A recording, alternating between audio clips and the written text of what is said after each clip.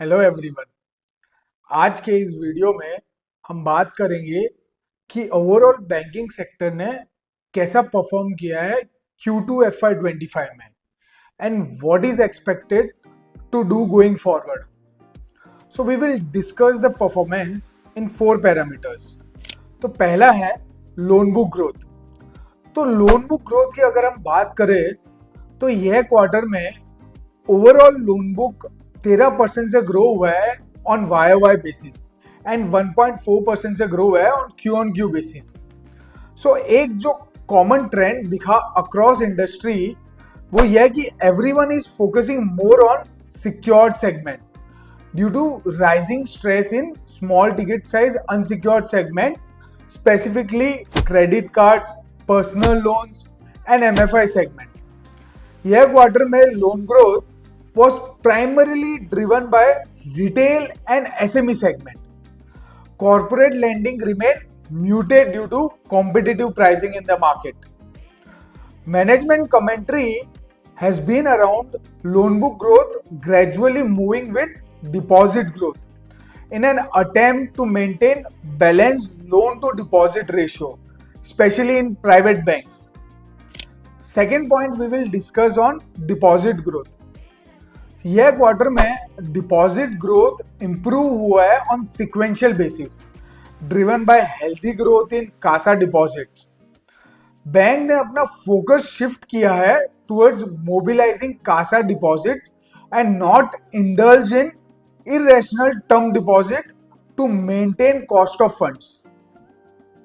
Kasa ratio अभी भी lower end of spectrum में है with continued trend of individual surplus fund shifting to other investments.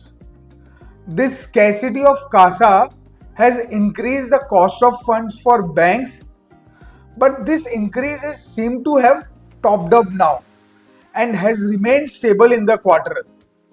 तीसरा हम बात करेंगे निम पे।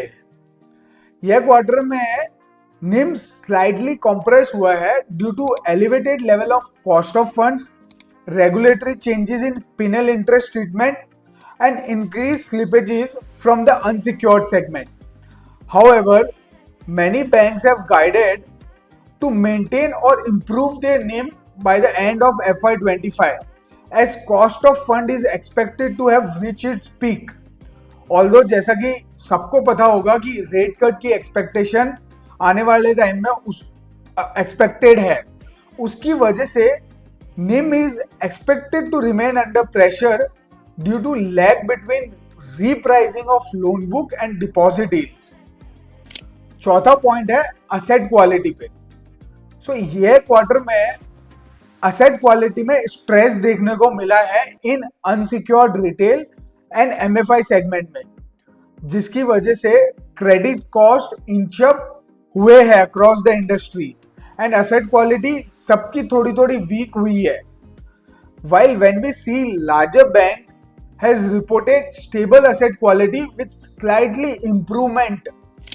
अब यहाँ से हमें बैंकिंग सेक्टर को कैसा देखना चाहिए उसकी अगर हम बात करें, एंड जैसा कि हमने काफी मैनेजमेंट को सुना उनके हिसाब से बैंक में लोन बुक ग्रोथ की डिमांड में कोई इशू नजर नहीं आ रहा है and it is expected to show strong credit growth in H2 driven by seasonal and festival month.